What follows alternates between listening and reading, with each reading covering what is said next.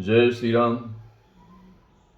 विभीषण जी कहते हैं प्रभु श्री राम से कि तब लग कुशल न जीव कहूं, सपने हु मन विश्राम। जब लग भजत न राम कहूं, शोक धाम तज काम। कि हे प्रभु, कोई भी जीव तब तक सुखी नहीं रह सकता जब तक वो सभी कामनाओं का त्याग करके आपके चरणों के ध्यान नहीं करता।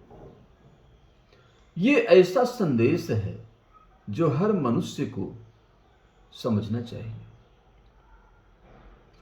हम सब किसी न किसी मोह माया में कुछ न कुछ ऐसे प्रयासों में लगे रहते हैं कि हम कुछ अपना विधान बना लेंगे। हम विधि के विधान को मानने को तैयार नहीं होते। बातें तो बहुत करते हैं कि विधि का विधान है, सब उसने रच रखा है।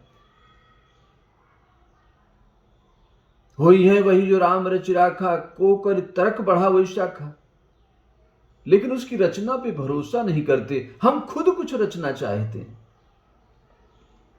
और उस रचना में ही भूल हो जाती है, क्योंकि उसने जो रचा है।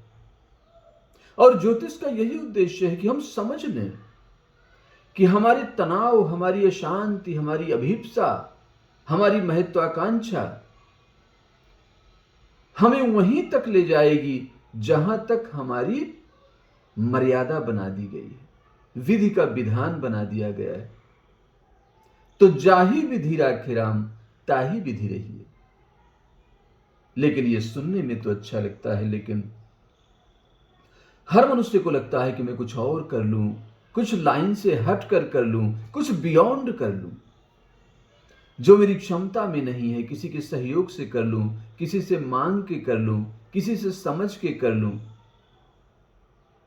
और वही हमारे दुखों का कारण बनता है। क्योंकि विधि का विधान ऐसा है कि वो उस पर कभी हमारा विधान फिट हो ही नहीं सकता। इसलिए सारे धर्म, सारे गुरु इस बात पे राजी हैं कि समर्पण कर दो।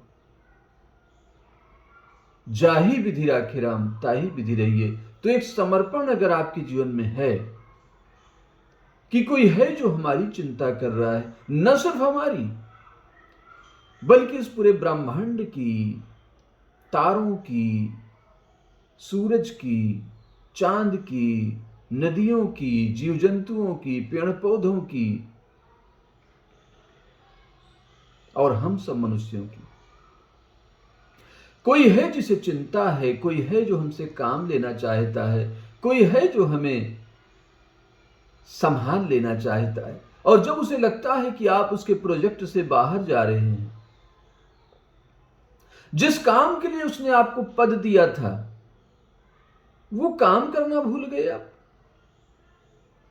जिस उद्देश्य से उसने आपको धन दिया था वो उद्देश्य आप भूल गए, जो सोच के उसने एक आपको परिवार दिया था, एक बड़ा नेटवर्क दिया था, उस उद्देश्य को आप भूल गए। तब वो आपके विधान को बदलने लगता है। और जब आप उसके विधान से नहीं चलते हैं, जब उसके अनुशासन से नहीं चलते हैं, जब उस व्यवस्था का पालन नहीं करते हैं, तब आपके जीवन में दुख आने लगते हैं, अभाव आने लगते हैं। जो साधन मिले थे, जो सुख मिले थे, जो सुविधाएं मिली थी, जो लोग मिले थे, वो सब दूर होने लगते हैं। और आप समझ नहीं पाते। आपको लगता है हो क्या गया है, मैं और कोशिश करूंगा, मैं और कोशिश करूंगा। और ये कोशिश ही आपको सुख से, सफलता से, शांति से बहुत दूर ले जाती है। तो जब भी ऐसा कुछ हो तो एक बार समर्पण करके देखना, एक बार प्रायश्चित करके देखना, और एक बार ये प्रार्थना करना कि जो भी मुझसे भूल हुई हो उसे आप क्षमा करिए। सो तुम जानहु अंतर्यामी, पूर्वहु मोर मनोरथ स्वामी। तो ये प्रार्थना करिए जो अंतर्यामी है, जो सब जानते हैं, उनके प्रति समर्पण करिए और आपका जीवन धन्य हो जाएगा। तो हाथ की रेखाएं सिर्फ यही बताती हैं कि आपका विधान क्या है। इसलिए जो सच में हाथ दिखाता है, जो हस्तरेखा विज्ञान पे भरोसा करता है, जो पाम वेद का अनुयायी है, वो कभी किसी से अपनी तुलना नहीं करता, कभी किसी से ईर्ष्या नहीं रखता, कभी किसी से कोई कंपटीशन नहीं रखता, क्योंकि उसके कंपटीशन में कोई आ ही नहीं सकता।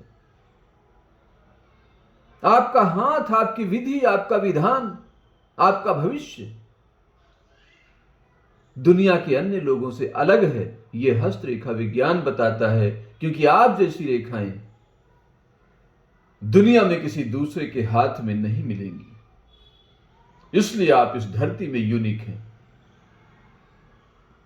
इसलिए मैं हमेशा कहता हूं कि आप जैसा कोई व्यक्ति ना अभी तक इस धरती में हुआ है, न था और न होगा। और स्वयं को जानने का जो सबसे बड़ा विज्ञान है वो हस्तरेखा विज्ञान है। No yourself. आप क्या हैं, आपका स्वास्थ्य कैसा होगा, स्वास्थ्य की दृष्टि से आप क्या हैं, धन की दृष्टि से आप क्या हैं, समाज की दृष्टि से आप क्या हैं, और आध्यात्मिक दृष्टि से आप क्या हैं।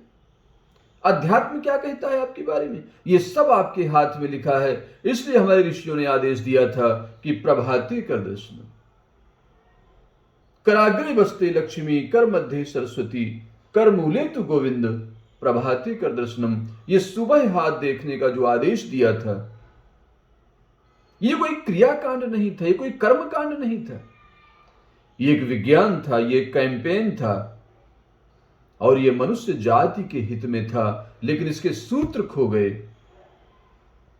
और लोगों को समझाना मुश्किल हो गया कि क्यों देखें। लोग अपना सुबह सुबह अपना चेहरा देखने लगे शीशे में। हम सुंदर तो हैं, सफल तो हैं, आकर्षक तो हैं। लोग दूसरों से तुलना करने लगे, वो हमसे अच्छे हैं।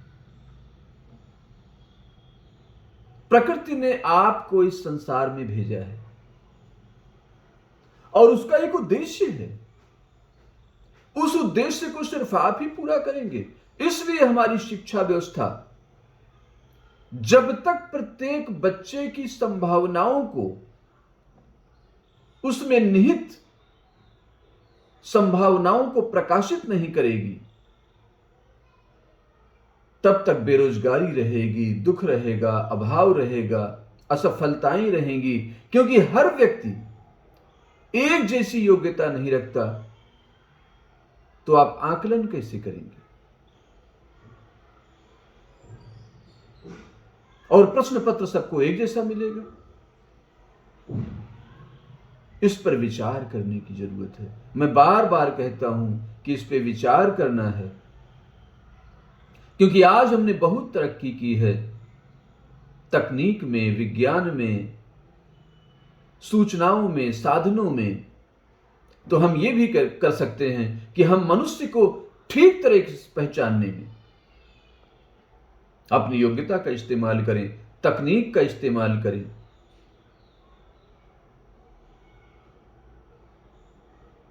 और आर्टिफिशियल इंटेलिजेंस की आज बात होती है। आज सब लोग एआई की बात करते हैं। तो पहला दुनिया का जो आर्टिफिशियल इंटेलिजेंस है वो पाम वेद है। कोई यंत्र नहीं, कोई मशीन नहीं, मसी कागज छुयो नहीं, स्याही की भी जरूरत नहीं है, कागज की भी जरूरत नहीं है, सब कुछ लिखा है और जितना पढ़ना चाहो उतना लिखा है। इसलिए मैंने कहा कि हाथ अगर सुबह से शाम तक पढ़ा जाए तो भी इसका कंटेंट समाप्त नहीं होता। इतना कंटेंट है कि अगर जीवन भर पढ़ो, क्योंकि लगातार अपडेट हो रहा है, लगातार आप कंटेंट तैयार कर रहे हैं। आपके कर्म से, आपके विचार से, आपकी सोच से ये कंटेंट लगातार इकट्ठा हो रहा है रेखाओं में, इसलिए इसको पढ़ने की जरूरत है, अच्छे कर्म करने की जरूरत है, क्योंकि अल्टीमेटली आपके कर्म ही आपका भाग्य बनाते हैं। तो अगर कोई ये सोचता है कि मेरा भाग्य ठीक हो जाए और मुझे कर्म न करने पड़े, तो ये बहुत गलत होगा। अगर किसी उपाय से ठीक हो जाए, कर्म न करने पड़े, कोई मंत्र है, तप है, दान है, वो उसको एक्सपेंड तो कर देगा।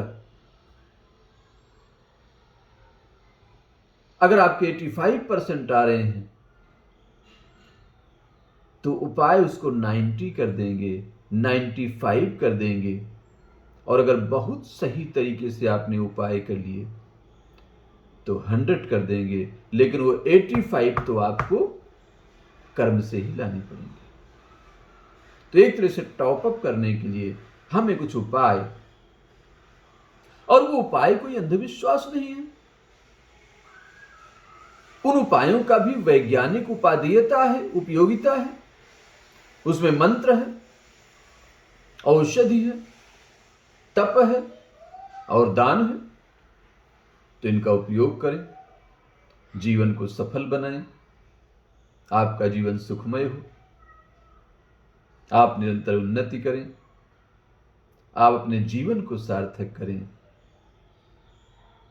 इतना ध्यान और प्रेम से सुनने के लिए बहुत बहुत धन्यवाद। नमस्कार।